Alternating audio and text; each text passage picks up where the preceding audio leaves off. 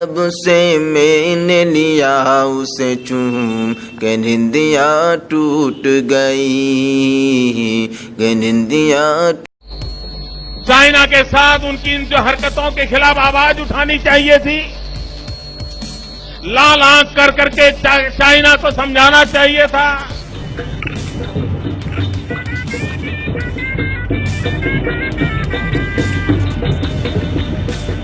हम घर में घुस के मारेंगे, हम घर में घुस के मारेंगे।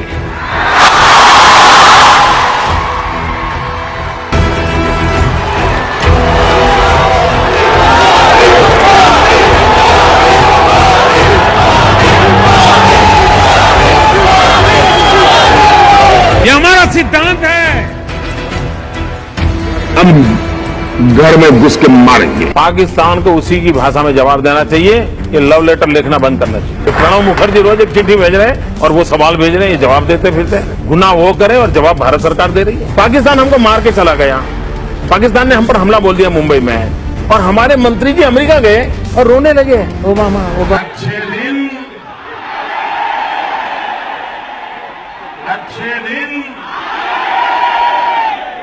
वाह, मुझे जवाब देंगे आप जवाब देंगे मुझको? मैं सवाल पूछूं, अगर हम सत्ता में आएंगे तो 1 करोड़ लोगों को रोजगार देंगे। वादा किया था, पूरी ताकत से बोलो, वादा किया था, वादा निभाया। ये भाषण देने का एक तरीका है, एक जुमला है। इनके दिमाग की गरीबी इतनी है कि इनकी समझ नहीं। भाइयों बहनों, मुझे बताइए कि हमारी चोरी किया हुआ पैसा वापस आना चाहिए कि नहीं आना चाहिए? ये काला धन वापस आना चाहिए? ये चोर लुटेरों से 1-1 रुपया वापस लेना चाहिए? इस रुपयों पर जनता का अधिकार है कि नहीं है? ये रुपया जनता के काम आना चाहिए।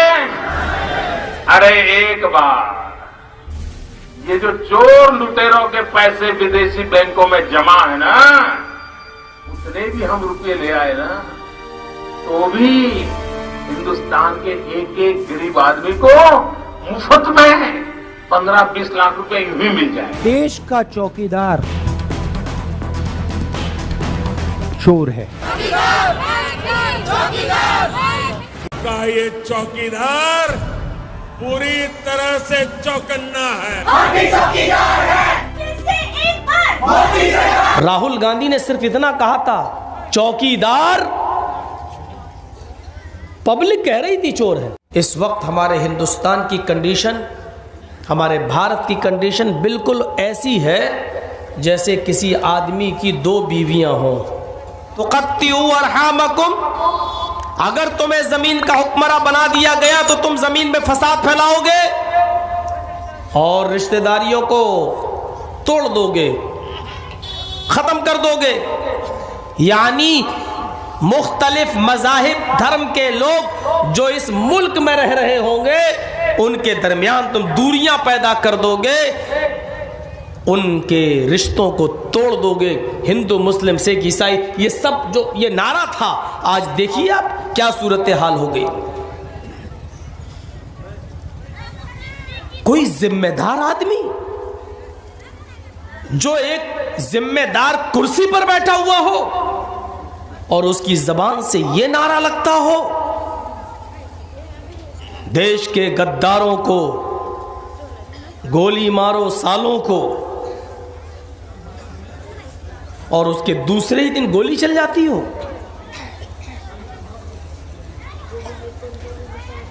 फिर एक और दिन गोली चलती हो।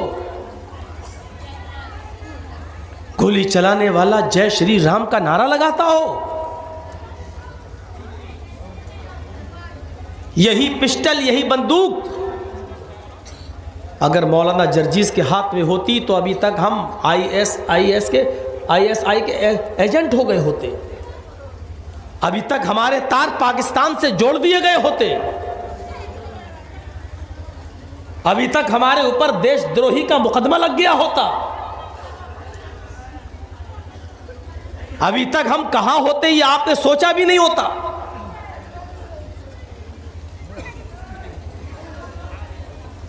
दिल्ली की कुर्सी पर एक सम्मानित आदमी बैठा हुआ है। पूरी दिल्ली प्रदेश का जो चीफ मिनिस्टर है, जो अरविंद केजरीवाल के नाम से जाना जाता है,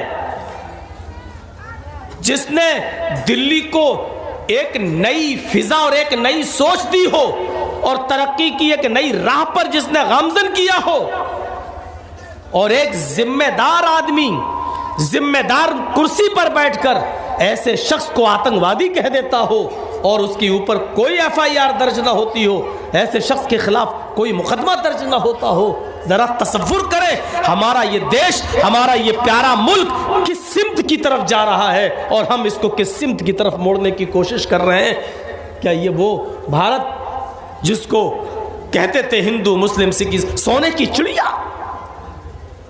देश का दर्द और मुल्क का दर्द अपने दिल में वही महसूस कर सकता है जिसके बच्चे हो, जिसकी बीवी हो, जिसका खानदान हो, और जिनके पास ये सारी चीजें नहीं, इसलिए उनको देशवासियों का दर्द और देशवासियों का एहसास नहीं हो सकता।